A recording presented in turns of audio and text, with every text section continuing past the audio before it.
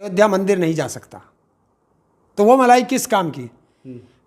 मलाई उस दिन मिलेगी जब जातीय जनगणना होगी और जिसकी जितनी हिस्सेदारी उसकी उतनी भागीदारी होगी, तब आएगी मलाई। आपने उसी से डर रहे हैं।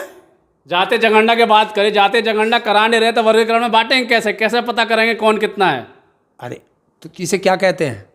इसे ही तो कहते हैं फूट डालो राज करो। वर्गीकरण तुम करो ना, पहले जातीय जनगणना कराओ, पहले हमारी हिस्सेदारी देखो कितनी है, फिर हमारी भागीदारी दो। अभी आपने देखा ना, वर्गीकरण करने के नाम पर, झूठ बोलने के नाम पर 69,000 शिक्षक भर्ती में पिछड़ों का 27% कोटा था और दिया कितना? 3.5%। झूठ बोल दिया। अभी पढ़ा ना तमाचा हाईकोर्ट का, एससी का कितना था? 21%, दिया कितना? 14%। तो खा गए ना। और इसी खाने से तो लड़ाई है। नाम हमारा आरक्षण का है और खा कोई और रहा है। इसी की तो लड़ाई है। तो आरक्षण की लड़ाई लंबी चलेगी क्या? अगर सरकार आज नहीं सुनती है भारत बंद से तो क्या फैसला होगा अगला?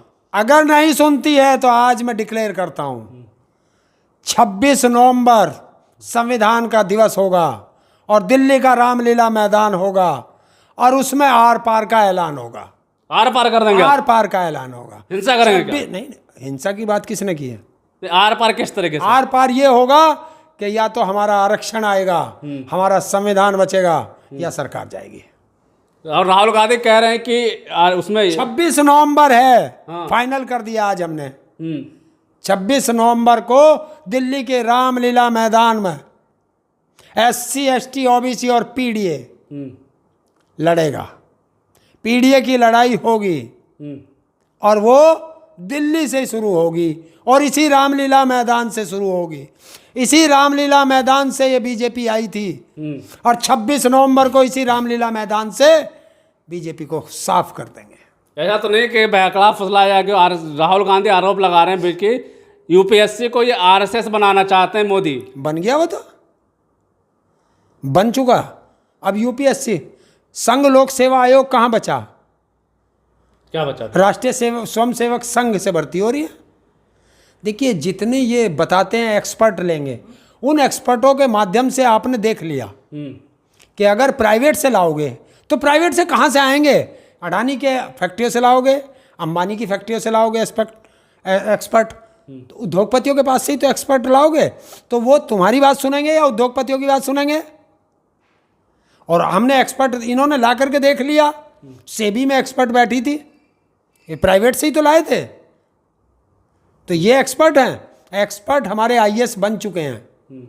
2005 से हमारे जो IAS भर्ती हो रहे हैं उसमें इंजीनियर भी आ रहे हैं, MBA वाले भी आ रहे हैं, हर प्रोफेशन के लोग आ रहे हैं।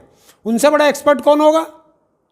और इनकी जिम्मेवारी कुछ नहीं है। जो तुम बैकडोर से कर रहे हो, ये एक चाल है कि जितना भी ये IAS लॉबी है, इसमें जो है हमारी RSS वाले आकर के घुस जाएं, और वो है ये सारा चक्कर। और ये इस पे बात बाद में करेंगे।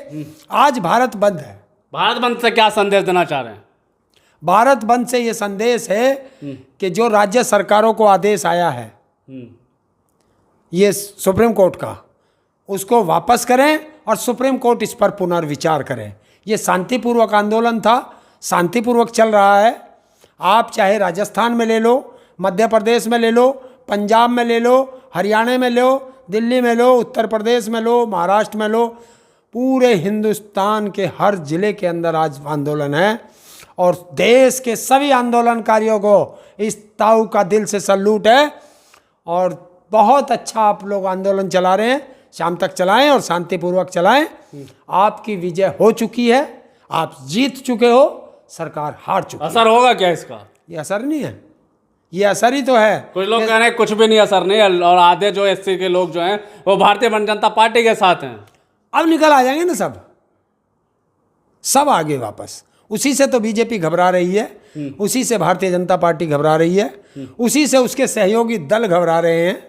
टूटेगी क्या इस फैसले से? जो है क्या इंडिया टूटे? क्योंकि चिराग पासवान हो, नीतीश कुमार की पार्टी हो, कई पार्टी इस आरक्षण के खिलाफ है। अगर ये देखिए, यही तो गड़बड़ है इन लोगों में।